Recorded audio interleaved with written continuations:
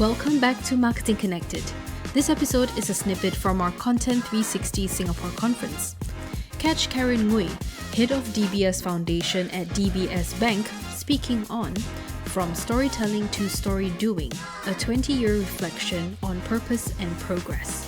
Karen has been instrumental in shaping the brand from spearheading iconic campaigns like Find Your Spark to building advocacy at scale. Tune into the full conversation right here. Hi, Karen. Does the song bring back memories? Yes, it does. Very fond memories. Yeah. It's one of the best sound brand marketing, I would say. I was singing it for days when you guys first announced it. I remember there was a press conference and I just left the press conference like singing the tune. So well done on that. It still lives on. Thank you. We have some other songs too. But anyway, yes. This is my favorite.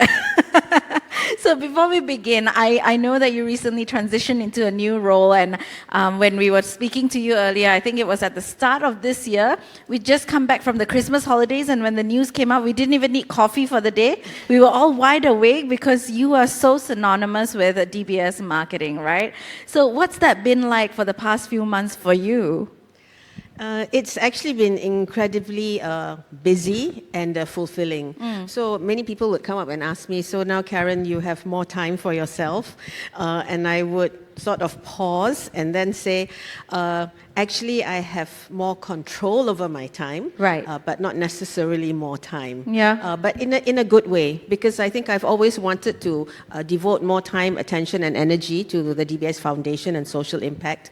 So I'm very happy to have this opportunity to do that. Yeah, I'm happy that you are taking this role because it's something that you also helped push to start as well in your years with DBS. But before we get into that, I want to talk about a little bit about, it is a marketing forum, so we got to talk about marketing and storytelling. But you championed the shift from storytelling to story doing, be it around sustainability, purposeful storytelling. What prompted this mindset shift for you, and what kind of indicated to you, what were the signals that indicated to you that storytelling was not enough? I think it boils back down to, I think given the way communications has evolved in the digital world, everyone has a voice, everyone has a view, and therefore authenticity becomes very, very important. I think brands must walk the talk, not just talk the talk. Because after all, brands are like human beings as well. So I wanted to make sure that we were authentic. And the best way to be authentic is not just tell stories, but actually to do the stories first before we tell the stories. So I think that was one key driving force. The other thing is we always have our gadgets, we're always kind of scrolling or looking and always being distracted of sorts, right?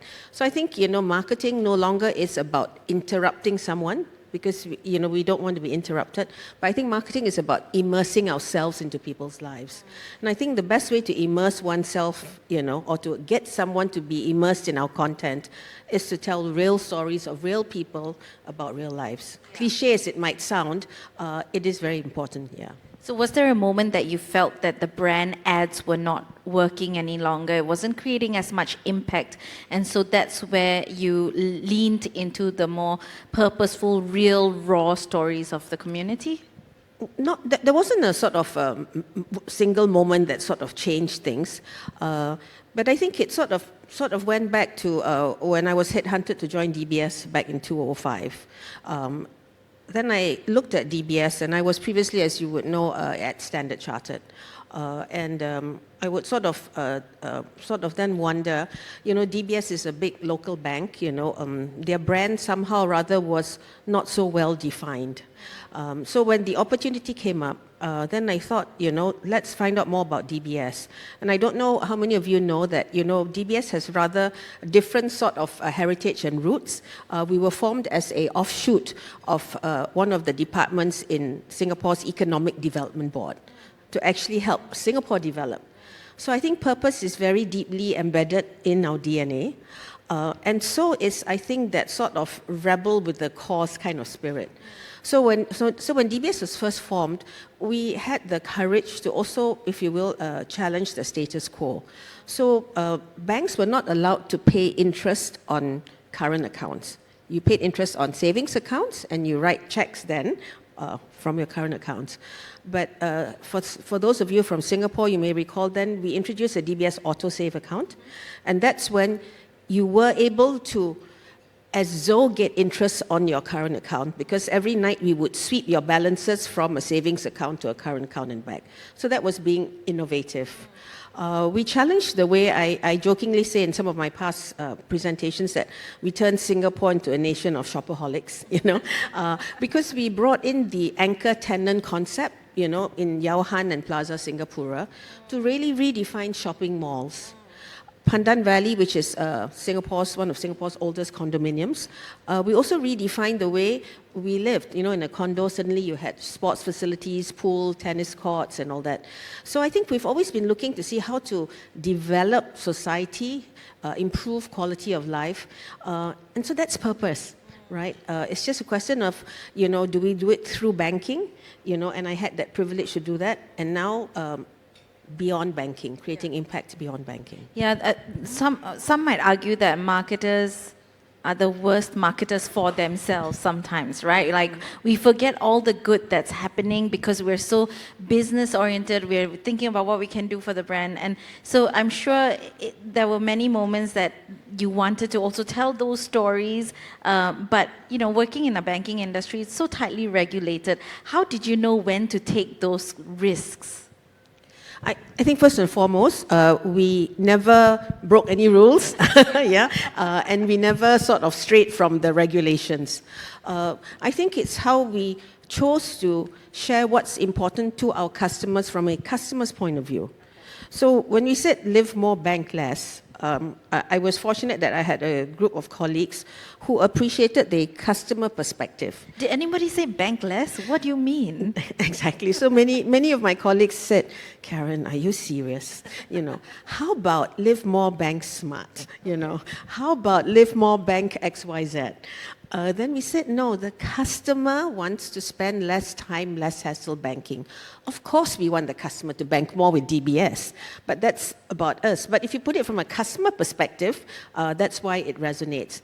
But as any good marketer would do, we did research it around the region, qualitative research, quantitative research, and we were very, very actually pleasantly surprised that was at the sort of cusp of the whole digital banking sort of era, the start of it, that customers saw bank less as meaning that the bank was more digitally enabled. Because how then can I, as a customer, bank less if I can't bank digitally? So that sort of gave us added sort of validation that this would be a right sort of route to take. Yeah. Got it. I also wanted to ask you about the Spark series, right? Because as you know, I've watched a lot of it. And we're now seeing brands talk about creating mini-series, but you started that ages ago with Spark, right? And there were numerous editions of it. There's a couple of seasons to it as well. There was a musical component to it with the 50th anniversary.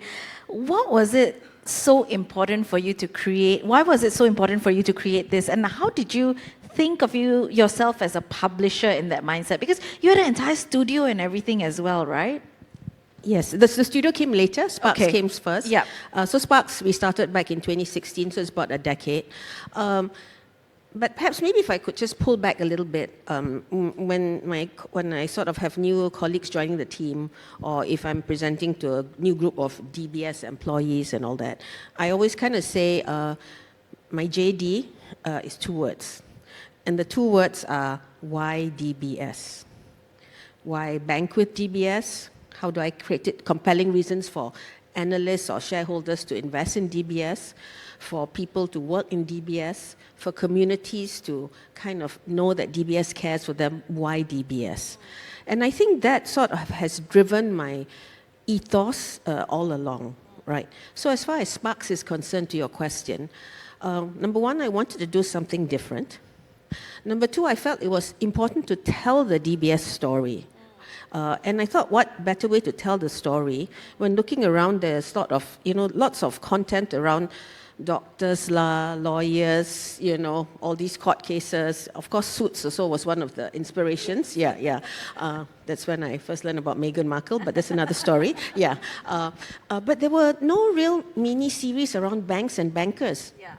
And so we thought, gee, this is an opportunity to do something. And I had the privilege of working with a great group of creative individuals.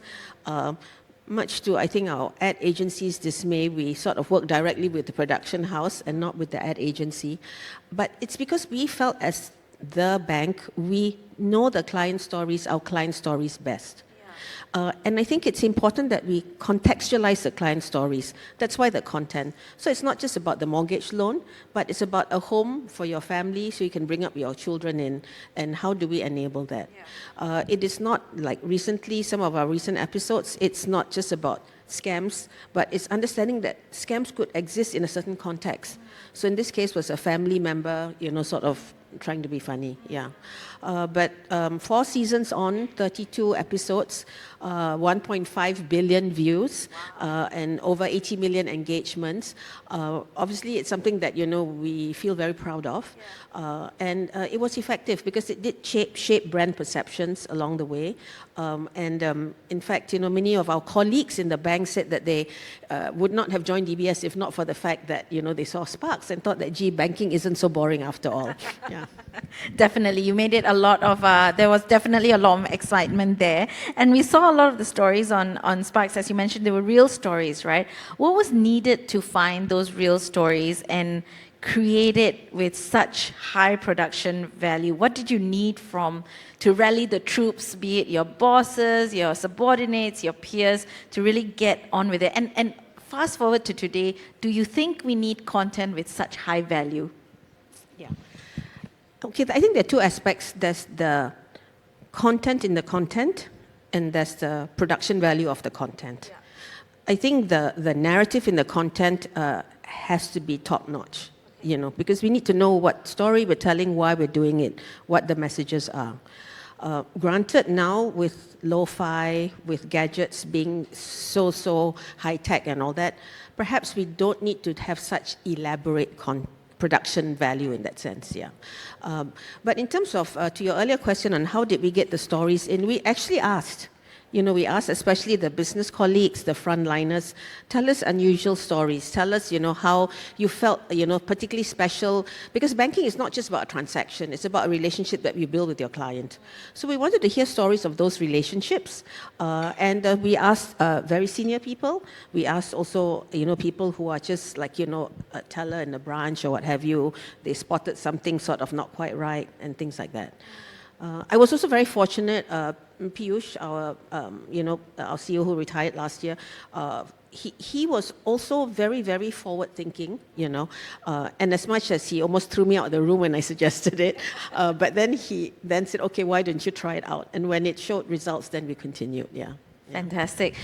Do you think, because you spent so many years at DBS and you started when the brand wasn't as strong and then it grew, right? The brand health check and all of the barometers, all of it improved tremendously. Did you feel that it was easier for you to take risks early on compared to when the brand got more established? Like you could be a little bit more rogue in the early years?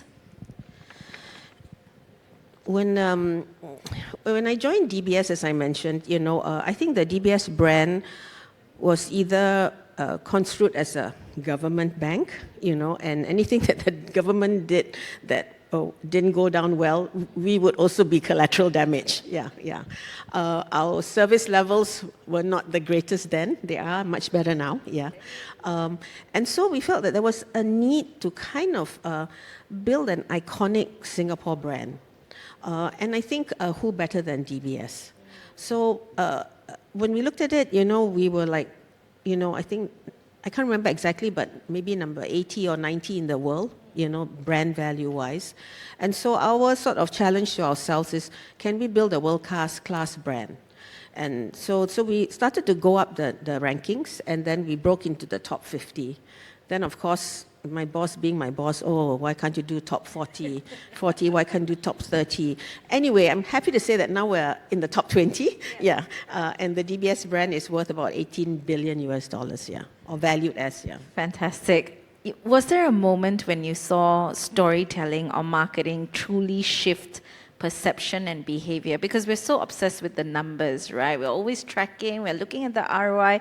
But was there a moment, a heart-to-heart moment where you saw either an employee or a customer really feel that change that stays with you now? You know, when I meet colleagues who, when I say colleagues, it doesn't mean I know them, but I meet fellow DBS employees. And then when they come up to me and they say, like, you know, a Sparks was life-changing, and I'm like, excuse me, right, you know. And they said, no, when they were interviewing in many different banks, they went to obviously, you know, Google and search to learn more about different banks, and that's when Sparks pops up. And that sort of made them sort of be more predisposed to DBS. So I think many, many employees have seen that. And that's why, you know, when we did Sparks, then our HR colleagues came and said, can we do an internal Sparks? And my response was, this is an internal Sparks too, because, you know, what our clients see, our employees see, and it's important that we have one narrative, Was it, I asked Piyush this last year when he was at our DMA conference. I'll ask you as well, was it hard to relinquish the role that you held onto for so many years? Yes and no. Yeah. I think in Piyush's case, it might have been harder because he relinquished and he literally left DBS. Right. I have sort of this transition. Yeah. So from double hatting, I now single hat. So admittedly, that has made the transition a lot easier. Right. And I'm still able to work with my colleagues who I'm very fond of in an environment that I'm very familiar with. Okay. So what's a priority for you now leading DBS Foundation? What is DBS Foundation's focus and what's your first order of business? Yeah. So this is 2026. So actually, towards the end of 2024, that's when I made a decision to kind of say that I want to focus, if you will, the last 1/3 of my career on doing something, if you will, more focused. So in last year, I would have completed 20 years in the bank. And last year, I also turned 65. So I thought it was quite a milestone. And for those of you who haven't heard, although I'm sure you have, Singapore now is super aged. That means, you know, more than 1 in 5 people in Singapore are aged 65 and above. And Singapore is only going to get older as a society because by 2030, 1 in 4 will be 65 and above. So therein lies a huge challenge and also a huge opportunity. And I very much wanted the foundation to be at the forefront of helping to kind of shape the longevity narrative. Right now, oftentimes when we speak about aging, it's one of deficit, you know, it's caregivers, and caregivers are very important, and we need them, but that's not the only dimension. Because I think people are living longer right now. In Singapore, we have gone, you know, our lifespans now are in the 80s. Health spans, however, are in the 70s. There's a 10-year gap between health span and lifespan. So I think one of the things we want to do is, like, how do you basically minimize that gap? How do we ensure that we have longer living spans where everyone has an opportunity, regardless of age, although we're talking about aging societies, so the young are very, very important. But regardless of age and circumstance, they have an opportunity, that we all have an opportunity to age with dignity and purpose. Yeah. So it comes back to purpose again. Yeah. I love that you're touching on this topic because I have been in this industry for a good couple of years, and one of the things that we always talk about is the fact that the marketing industry seems to have a bit of a Peter Pan syndrome. We're always running after the Gen Zs, the Gen Alphas. When I first joined, it was the millennials. And, you know, when I first joined, it was millennials, and I felt very special, right? I was like, oh, yeah, I've got that power. And now that conversation's shifted completely. Why do you think, as brands, we are overlooking the silver generation and continue to fixate on younger consumers when the older generation have so much spending power? Well, I'm not sure I would say overlook, right? Yeah. However, I think there are many confluence of many factors. So of course, I've been doing a lot of reading up about aging societies, Singapore, you know. Literally, we always think ourselves as a young country. After all, we just celebrated SG60 last year. So we think that we're a young society. But because we've progressed so much, and now we're all living longer. The numerator is older people are living longer. The denominator is younger people, like many of you, are either having less kids, we're still having no kids, and I know many are having more pets, right? Yeah, but jokes aside, so that sort of creates this demographic shift. It's like, where it was a pyramid. We all often refer to it as a demographic pyramid. Means that the base of the pyramid is wider with more younger people and the tip of the pyramid is narrower. But guess what? This pyramid is now starting to look like a tree trunk, Yep. and soon it's going to look like an inverted pyramid. So what do we do about it? So I think businesses that are sort of more forward-thinking would realize that there is a whole longevity economy there. And there are challenges to be addressed, but in addressing those challenges, there are also business opportunities as well, which is why even as a bank, DBS believes in doing well by doing good, which is why we support innovative businesses for impact that believe in profit and purpose. Better still, profit through purpose. Yeah, so I think businesses have a role in society. We always remember for DBS and POSB, we need a license from civil society to operate. And the healthier, the more sort of, if you will, balanced and grounded society is, the better it is for businesses. So I think marketeers need to kind of realize that we have a seat at the table. You can and should be strategic, and you should actually look at the bigger picture wherever possible. Yeah. So what do you think can actually be done to better reflect our aging society without falling into the same tropes of wellness, family, taking care? I mean, I consider you a little bit of a trailblazer with the Spark series. You created a mini-series when we weren't talking about mini-series. So how else can we better reflect this? Well, first and foremost, my dad is 92 right now. He retired in Malaysia. He retired when he was 55. And in those days, lifespans were about till 60. So, retirement as a concept then was you stop work, and then you travel, you do stuff, and then eventually you pass on. But now things are very different, and as much as we are starting to extend retirement ages, I'm sort of one example, which is why I call this phase my rewirement.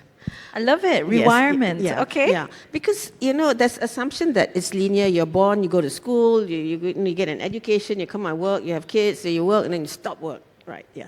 But that's not the case anymore. In fact, younger folks want to take little retirement breaks along the way, and older folks are starting to look at a more what they call a portfolio career. So you work maybe part of the time, you can explore your passion points and like hobbies. a fractional CMO? No? Yes, yes. No, true, like a fractional CMO or a fractional grandma, yeah, yeah. But the notion of fractional work, I think, is very important, because we are under this assumption it's binary. You work 100% or you work 0. I don't think life is binary. And seniors, still have much to contribute. Yeah, and I think to not tap into what seniors can offer is a huge loss to society. Yeah, even in the advent of Gen AI, I think seniors can learn how to use Gen AI and still apply the wisdom of experience, critical thinking skills, problem-solving skills, decision-making skills. It's the younger ones coming on stream to the workforce. These are skills that AI maybe cannot teach them as yet. Some things you can only learn through experience. Yeah. Granted, enabled with AI. Yeah. So I think there's a huge opportunity for a lot of intergenerational initiatives where both the young and the not so young can come together. Yeah, absolutely. I think especially when it was, going back a couple of years post-COVID, right, what we saw in the advertising industry more than the marketing industry is that there was an exodus of really senior leadership, and suddenly you had a bunch of very digitally savvy young leaders rising without the strategic thinking of managing upwards, managing stakeholders, managing the not just the day-to-day. They were great at the day-to-day, but there's so much that goes with it, right? And I was having a chat with some of the senior leaders who had just stepped away from their roles as to there needs to be some sort of education program for these young leaders, because there's still so much to learn when it comes to people management, the softer skills as well. Yeah, so I love that you mentioned that. So what do you think as a corporate society today we can do for the rewirement of those who are above a certain age group? I think it has to be intrinsically motivated or activated. I think, first of all, whether young or old, I think we all have to believe in ourselves and want to be our best selves. Granted, there are different phases of life, and and your priorities would change as you transition to the phases. But I think to just accept retirement as when everything stands still, I think would be actually quite a tragedy, because I think that's when you probably have an opportunity to start almost like living your best lives, because by which time you don't have to really worry about the career path that much. You can choose to do what really matters to you. You can choose to kind of work with the people that matter to you. And I think that's actually a really nice place to be in, and I think we should all sort of look towards that, whilst having a sort of a bigger picture, like what can we do for the society at large. Understand. One of the things that always sort of pop up in my head is when times are difficult and economy is not at its finest, how do we as organizations sort of ensure purpose and giving back to the community still remains and is seen as an integral pillar rather than a CSR activations, something separate from the core business? How do we sort of ensure that that conversation stays alive? Because you're under the crunch, you need to deliver, you've got tightening of purse strings. What was your method to counter some of that madness? I think it goes back to why DBS and why trust DBS. So I think trust in banking is sacrosanct. And thankfully our banking system is very, very sound, so all our banks here can be trusted. But we work very hard to earn our customers' trust. We work very hard to earn trust from society at large. And therefore I want to touch on a word that you used, giving back. So since my retirement, a common question when I meet colleagues is like, oh, so now, DBS Foundation, so how much are you giving back? And then I would grimace because it's not, to us at the foundation, we believe in strategic philanthropy. So it's a common sort of question, so don't get me wrong. But, so my answer would be, we believe in building forward. Because when you sort of say giving back, that whole notion suggests maintaining the status quo. But when we say building forward, it means making things better. So that's one. Another common question related to the foundation, oh, so what causes do you support, right? Yeah. And I think there's nothing wrong in supporting a cause, and I think causes need to be supported.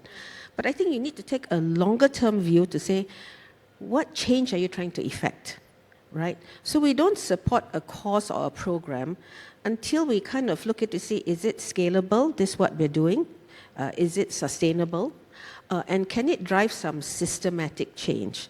It would take a longer time, but that's the lens in which we look towards, how to deploy the funds that we have in the DBS Foundation.